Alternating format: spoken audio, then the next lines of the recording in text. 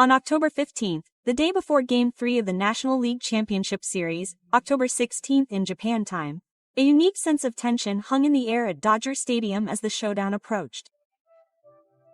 The Dodgers won 2 consecutive games in a row against the Brewers in Milwaukee. It could be said that they had gotten off to a great start towards advancing to the World Series. The team atmosphere was bright and the players' expressions seemed relaxed.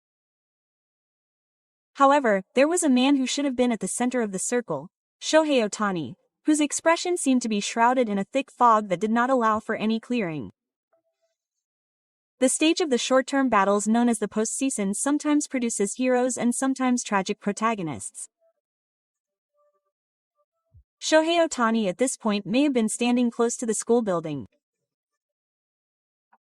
His stats since entering the postseason were 147 for 5 and 34 at-bats. These numbers were a far cry from the image of him who had been called the leading candidate for MVP during the season. His home run, which is synonymous with him, had not been seen for 7 games since he hit Japan in Game 1 of the Wild Card Series on September 30th. In particular, up until the second game the day before, he had failed to hit in 19 consecutive at-bats in 4 games. Every time he stepped up to the plate, the loud cheers from the fans at Dodger Stadium were the flip side of their expectations, and the greater those expectations, the heavier the reality of his lack of results weighed on him. The sighs that echoed through the stadium every time he made a mistake must have been a silent pressure that was weighing on his heart. The team and manager Debbie Roberts were keenly aware of Ohtani's anguish. At a press conference on October 11th, Roberts spoke some harsh words to the media. "We can't win the World Series with that kind of performance." This was a kind of consolation speech directed at a specific player, namely Shohei Ohtani. Of course, there is no doubt that these words were made because of his deep affection and immense trust as a manager. "If you don't hit, we won't be able to stand at the top of the world. We need your strength," quote. This message was wrapped in harsh words. However, the media sensationalized these words and ran a major report under the headline, "Manager gives Ohtani a hard time." At that moment, a slight dissonance began to emerge within and outside the team. Fans were also shaken. Social media was flooded with worried voices, such as, "Is Ohtani tired? Is the burden of playing both teams starting to take its toll? Is he being overwhelmed by the pressure?" Quote. The man who had excited fans so much throughout the season was silent on this most important stage. This reality was fueling fans' anxiety. On this day, Shohei Ohtani, who had attended a press conference before practice, was asked directly by a reporter about Coach Roberts' words. While everyone was swallowing their breath and waiting for his answer, Ohtani paused for a moment, then smiled slightly and said, "On the other hand, I think he thinks that if I hit, we can win. I want to do my best so that I can hit." Quote. All the reporters present were impressed by his magnanimity. Rather than taking the manager's harsh criticism negatively, he transformed it into a positive as proof of his utmost trust. This mental strength, and perhaps this is the essence of Shohei Ohtani as an athlete. He never looked down. Even as he sank to the brink of anguish, his gaze was always looking forward and upward. However, words alone could not completely dispel the fog of anxiety. What he needed was results, or rather, the cool feeling of producing results. He was searching for an opportunity to shake off this unpleasant atmosphere with his own bat and his own strength. After the press conference, Ohtani quietly headed to the field. A determination was growing in his heart. It was a bold choice to dare to break his previous style and routine. Major league players, especially those who are called superstars, all have their own unique routines.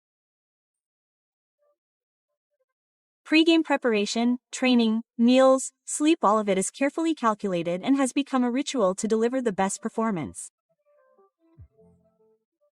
Shohei Ohtani is no exception. In particular, he had an established style when it came to batting practice. That is, he would do his pre-game batting practice indoors. He would hit the ball powerfully while being watched by spectators and the media on the outdoor field.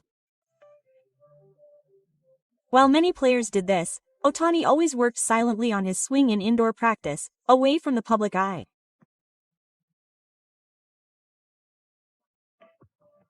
It was a unique adjustment method developed by his sensitivity and cleverness, in order to block out unnecessary information, focus only on his own feelings, and avoid revealing even the slightest detail about his batting to his opponents. He has stuck to this style even after moving to the Dodgers. During the regular season, he was never seen batting outdoors. However, what caught the eyes of the people gathered at Dodger Stadium that day was an unbelievable sight. Standing in the center of the batting court on the field was a uniform with the number 17 on it. Shohei Ohtani was about to do some rare outdoor batting practice for the first time since his retirement. His teammates at the stadium were also excited. "Hey, Shohei is going to hit outside. Did something happen?" The spectacle of that consolation practice was the best proof that he was about to take some special action to break out of his current situation. Furthermore, the practice that day had a different production than usual. The stadium speakers were playing his entrance broadcast at high volume. The atmosphere was just like a real game, and the bat he was holding was a specially designed bat that was not used in official games. This was not just batting practice.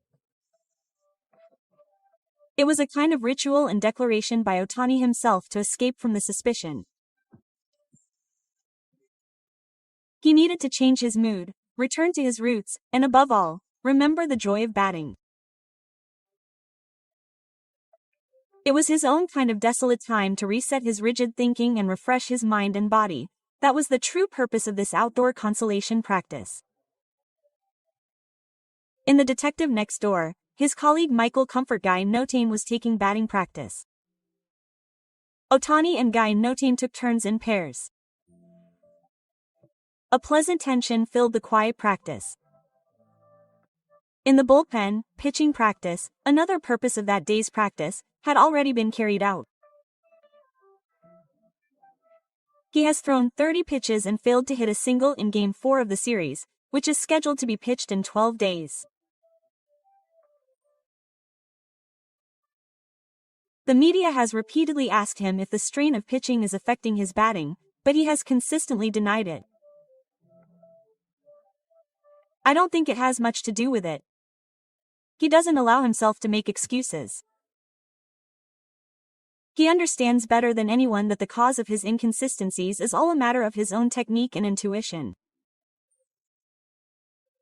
That's why he chose to stand here, in the middle of the field. Without running away or hiding, he accepts all the gazes and prepares to show the answer with his bat. As the bells ring out, Ohtani slowly steps into the batter's box. His eyes are quiet but sharp, fixed on the batter standing on the pitcher's mound in front of him. It felt like the entire air in Rogers Stadium stood still for a moment, as if waiting for his swing. The membrane of showtime was now quietly rising. At that moment, the air in Dodger Stadium trembled. It was dry, but the sound of a heavy explosion resonated. It wasn't just the sound of a ball hitting the bat. It was the direction of his soul, condensed with pent-up frustration, the will to overcome, and pure power. The ball that Shohei Ohtani swung from his bat pierced the blue California sky with incredible force, like a rocket launched from a launch pad. It started with the first pitch. The ball flew over the fence and into the right field stands. But that was still just a sideline. The second and third pitches. The balls were sucked into various places in the Gaia stands in an interesting way. It was as if a precision machine was hitting its target without an inch, or as if a great artist was painting a free-form normal curve on a vast canvas. The sight caused his teammates, who had been watching the practice, to gasp in surprise. But Ohtani's expression didn't change at all. He calmly waited for the next ball. And then he hit it again. It hit the stands. As he repeated this, his concentration was completely in the zone. He took 32 swings in practice. Of those, a staggering 14 were recorded as home runs. That would translate to a batting average of .438. And all of them were home runs. This was a work of art that went beyond practice. And it had a shocking climax that left everyone speechless. The way it hit the ball was clearly different from any hit up to that point. The sound that resounded at the moment of impact was so intense that the sound of the ocean was an understatement. It was a tremendous explosion. The moment the ball hit the bat, it was completely crushed and bounced away with incredible repulsion. The ball soared at an incredible angle toward right field, or rather, toward the deepest part of the mesosphere between right and center field. In a normal home run, the parabola would begin to gradually curve at this point. But this hit was different. It continued to rise higher and higher, as if defying the concept of gravity, which stretches on and on. The top row of the diamond stands. Far beyond that, the ball finally disappeared into part of the giant roof of Dodger Stadium. Immediately afterwards, a dull metallic sound echoed through the stadium. The moment the sound was heard, the previously noisy stadium was instantly enveloped in complete silence. And the next moment, a huge explosion of applause and completion erupted. "Oh my God!" His teammates' eyes sparkled like those of boys, and they exclaimed in disbelief. The distance traveled 150 meters, an unexpected hit that could not be expressed by numbers alone. It was an unrealistic sight, as if it were bending the laws of physics. The significance of this hit was immeasurable.